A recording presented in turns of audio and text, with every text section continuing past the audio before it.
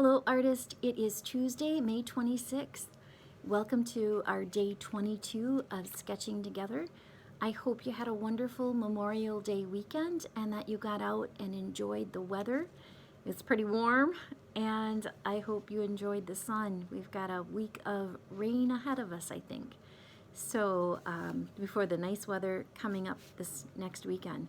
So today we are doing prompt number 36. We're back to jumping around again. 36, we're drawing a picture using one continuous line. So this really is a great exercise in challenging yourself to try something without picking up the pencil. So I'm going to draw a cat. I've got cats on my mind, so I'm going to draw a cat.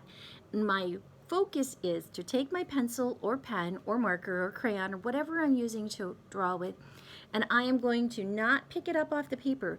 So that means that if I want to get back to another place, I've got to cross back over my lines. I've got to follow those lines back, kind of like an Etch-a-Sketch. If you had an Etch-a-Sketch along the way, or if someone in your family maybe had an Etch-a-Sketch, if you turn the little knob so that the sand would etch onto the screen, you know that in order to go back, you had to go back over the line. To move forward, you needed sometimes to move over a line. So that's what we're doing. We are using one continuous line, and here we go. So I'm going to try my best to draw one continuous cat here. So I'm going to start. You can pick anywhere to start. If I thought about it for a long time, I'm probably, I could start at the nose. If I plan it out, I might not have to go over any lines, but I'm not going to plan it out. So I'm just going to, and this is really going to be a practice drawing. So remember, I am not picking I'm going to pick it up for the second because I'm going to move it closer to the camera. Okay, so there's I'm starting with the nose, and whatever I do, I cannot pick my pencil up. So I just have to keep on going. And I know I'm not going to get everything looking just right, but I am going to work my hardest to not pick the pencil up. Even when I want to do the details of this tabby cat or tiger striped cat, I'm going to try to not do that. I'm going to try not to pick up my pencil. So I'm going to end up with a kind of silly looking cat with lines that wouldn't really be there.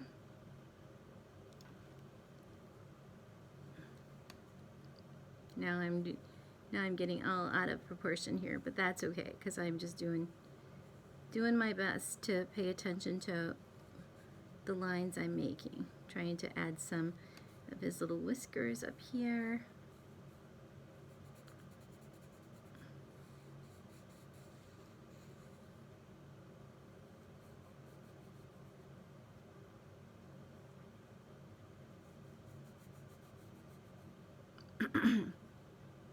So now I'm going to go back out and I'm going to try to do an ear.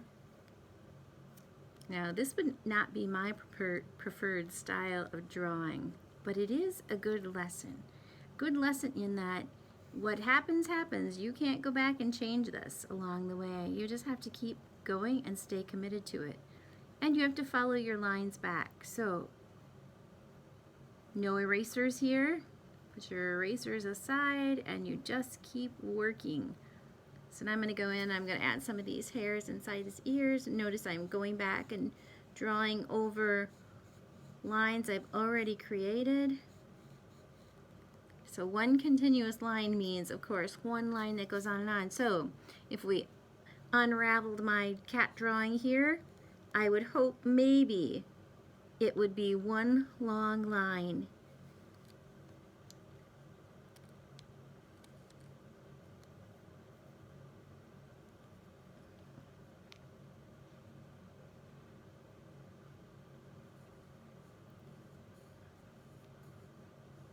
So it makes adding dots a little hard, so I can't really add where his or her whiskers would be, the little dots that the whiskers come out of. But I am making lines just to kind of represent that.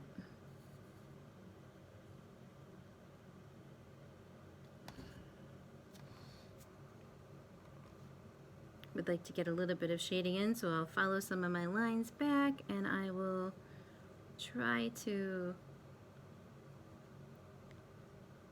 add some color to this cat a little bit through my continuous line. You're probably thinking, why would we do this? Why would we draw like that? Well, again, it's a challenge, right?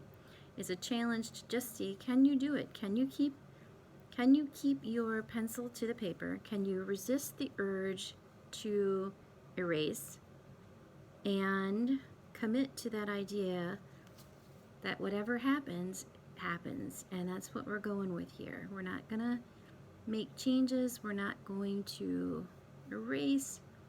We're not going to be harsh on ourselves. We're going to just admit that sometimes art is just about practicing. We don't have to have all the details. We don't have to make it perfect.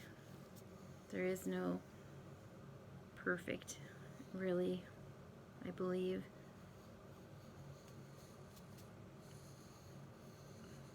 And again, we create that illusion. So I'm creating this illusion of this tree limb. And then I will go this way and go back up and create this illusion. So I'm going to stop right here in just a second. And wow, that is one interesting looking cat, but I did it. One continuous line, there the cat is. And it's pretty rough looking, but that's okay. I committed to the continuous line. Back in a class I did in the fall, we did a continuous line of the artist Salvador Dali, and the images were wonderful, really expressive, and they all captured something quirky about Salvador Dali's face, and they were really fun to work with. So I encourage you, continuous line. What image will you choose to work with, and can you keep that line going? And I encourage you not just to do line work, because we can do line work and have a line go on and on, but try to commit to doing an image, finding a picture of something, an animal, a character, a person, whatever it is, so that you can really commit to the shape of that character or animal or thing and see what you can do with that line work. Okay? Tomorrow we are writing short poems. So if you are a writer, if you like to write poetry, please start writing. Remember, poetry doesn't have to be eloquent. It doesn't have to be rhyming. It doesn't have to be perfect whatsoever. It can be words on a piece of paper, words put together to create a thought. So come up with some kind of a poem, and tomorrow we're going to illustrate those. Okay? Have a great day. Happy art making, and I'll see you soon.